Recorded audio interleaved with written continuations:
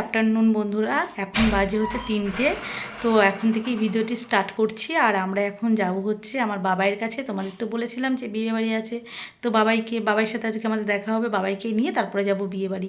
আর এই দেখো ব্যাগপত্র সব গুছিয়ে নিয়েছি, আর আমি তো রেডি হয়ে গেছি চুড়িদার পরে, আর তোমাদের দাদাভাইও রেডি হয়ে গেছে। চলো আমরা রাস্তায় যেতে যেতে আবার তোমাদের সাথে কথা হবে। তারপরে এখন আমরা চলে আসলাম লঞ্চ ঘাটে। তো আমাদের বাড়ি হচ্ছে গঙ্গার ওপারে। তো আমরা যেদিক দিয়ে যাই না কেন, আমাদের কিন্তু গঙ্গা পার করতেই হবে।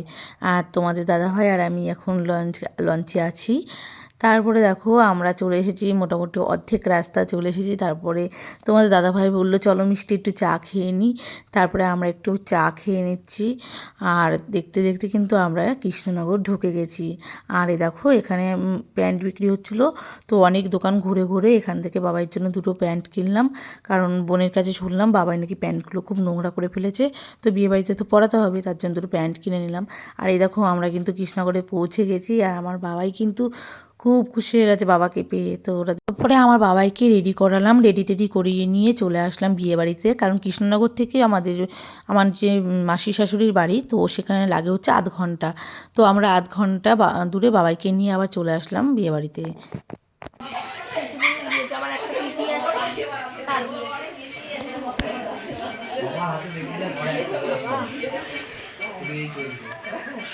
হাই করো, হাই।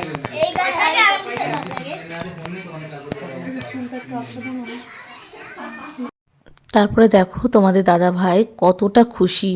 তার দিদি, বোন, দাদা ভাই, বৌদি আরও অনেকে এসেছিলো, সবাইকে পেয়ে ভীষণ খুশি। তাই আমিও বাড়িতে যখন আসার আগে ভাবছিলাম না একটু যাই, তাহলেও খুব খুশি হবে, তার জন্যই আমাদের আসা। সত্যি বলতে তোমাদের দাদা ভাইয়ের খুশির জন্যই আমাদের এই বিয়েবাড়িতে আসা। তারপরে তো দেখো আমরা সবাই মিলে একটা ছবি তুলে নিচ্ছি আমার ননদের সাথে। তো ওর এখন দেওয়া হচ্ছিল আইবুড়ো ভাত, আর তোমাদের দাদা ভাই ওদিকে আমাকে ক্যামেরাটা করে দিচ্ছিল। আর সত্যি কথা বলতে খুবই ভালো লাগছে, অনেক দিন পরে সবার সাথে আবার দেখা। সেই তোমরা দেখেছিলে যে পিকনিকে আমরা সবাই একসাথে মিট করেছিলাম, তো আবারও সেই বিয়েবাড়িতে সবাই মিট করলাম। আর এদিকে দেখো আমার বাবাইকে আমি একটু বাইরে নিয়ে এসেছি, আর এই চেয়ারে বসিয়ে দিয়েছি। বাবাই তো ভীষণ খাচ্ছে। দেখো আজকে আমি বাবাইকে খাইয়ে দিচ্ছি রাতেরবেলায়। খাচ্ছে হচ্ছে মাছ মাংস। ঝাল লাগছে নাকি তোমার? না না, তাকাও, ঝাল লাগছে না তো? আচ্ছা কেন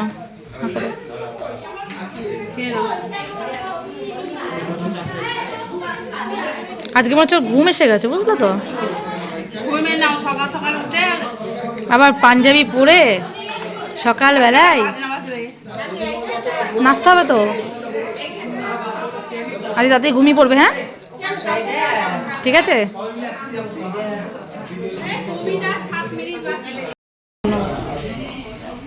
তো গুড মর্নিং, আমি এইমাত্র ঘুম থেকে উঠলাম, এখন একটু বসে আছি। এই যে আমার সোনা বাবা বসে আছে। সকালবেলা চা বিস্কুট খেয়েছি, ওটা দেখাতে পারিনি যেহেতু মা খাইয়ে দিয়েছে, ওটা ক্যামেরা ধরতে পারি না আমি, তোমরা তো সবাই জানো। তাই আজকে চা খাওয়ার পর চা হবে তাই দেখো। চলো তারপরে সকালবেলায় তাড়াতাড়ি করে স্নান করে নিলাম, এবং বাবাইকেও তাড়াতাড়ি স্নান টান করে রেডি করিয়ে দিয়েছি। দেখো আমার বাবাই আজকে হলুদ রঙের পাঞ্জাবি পরেছে, বাবাইকে কতটা সুন্দর লাগছে। আর এদিকে আমার বোনের মেয়ে বোন সবাই চলে এসেছে। তো মা আর ছোট বোন, তো আমরা তো ভীষণই খুশি হয়ে গেছি। আর সবাই একসাথে হলে ভীষণই আনন্দ লাগে। আর এই দেখো ওইদিকে বাজনা বাজছে, আমার বাবাই কি করছে দেখো, বাবাই নাচ করছে, কত সারাক্ষণ ও নাচ করে গেছে। এইটুকুনো আনন্দ শুধু পাওয়ার জন্য দেখো আমরা সবাই একসাথে হয়েছি। আর এই দেখো আমার বোন, ছোট বোন, আর এটা হচ্ছে আমার মেজ বোন। তো ওদের পেয়ে তো আমার ছেলে আরও বেশি খুশি, কারণ আমার ছেলেকে নিয়ে আসার পরে আমার বোন বলছিল নাকি, শুনছিলাম যে সারা রাত ওর ঘুমই হয়নি। আমি বলছি তাহলে তুই একদিন মাত্র ঘুমাসনি, আর তারপরে যদি আমি বাবাইকে নিয়ে আবার চলে যাই তাহলে তুই কি করবি বল। তো এই নিয়ে আর কি আমরা কথাবার্তা বলছিলাম, গল্প করছিলাম। আর দেখো বিয়ের সময় তারপরে আমরা খুবই মজা করছিলাম আর খাওয়া দাওয়া করতে বসে গেছিলাম। এদিকে আমি আমার বোনের মেয়ে বসেছিলাম, আর ওদিকে দেখো ওদিকে বসেছে হচ্ছে তোমাদের দাদা ভাই আর আমার মেজো বোন আর আমার ছোট বোন। এই চেয়ারটায় কিন্তু 4 জন মিলে বসে, কিন্তু তোমাদের দাদা ভাই অন্য কোনো চেয়ারে বসবে না, আমাদের সাথে একসাথেই বসবে। তাই জন্য একটা চেয়ার নিয়ে এসে তোমার হচ্ছে বসেছে। আর দেখো শালিদের পাশে, আর ও একসাথে থাকতেই ভীষণ মজা আনন্দ পায় সবার সাথে। তো সেই জন্যই সব একসাথে বসে আমরা খাওয়া দাওয়া করলাম। তারপরে যাই হোক বিয়েবাড়িটা খুব ভালো কাটলো আমাদের। তা চলো না, না এখন যদি বাড়ি চলে যাই আবার 3-4 দিন পরে আসতে হবে, সে তো একই ব্যাপার হবে বলো মা। আমার তো মন খারাপ হয়।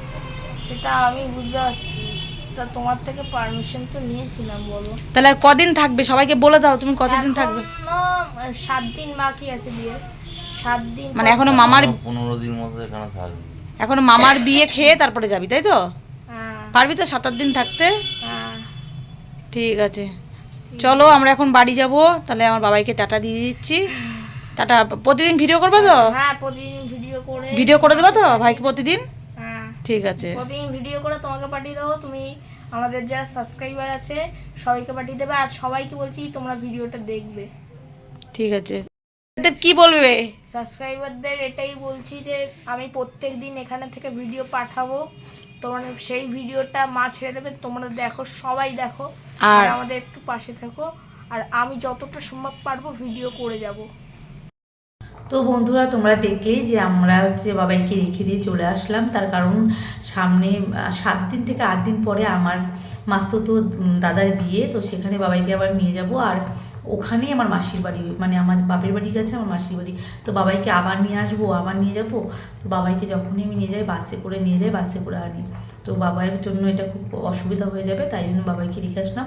আর তোমরা নিশ্চয়ই দেখতে পেয়েছো আমার বাবাই ওখানে খুব খুশিটা আছে। আর তোমাদের দাদাভাই এখন ঘুমোচ্ছে, আর আমি এখন একটু আলু সেদ্ধ দিলাম। তো আলু সেদ্ধ দিয়ে গরম গরম রাতে ভাত খাবো। আর বিয়েবাড়িটা খুব ভালো কাটলো, ননদের বিয়ে ছিল। আর তোমাদের ব্লগটা দেখতে কেমন লাগলো তোমরা কিন্তু অবশ্যই কমেন্ট করে জানিও। আর আমি 2 দিন ভিডিও দিতে পারিনি, কারণ হচ্ছে যে বিয়েবাড়িতে ব্যস্ত ছিলাম, সেই জন্য 2 দিন আমার ভিডিও দেওয়া হয়নি।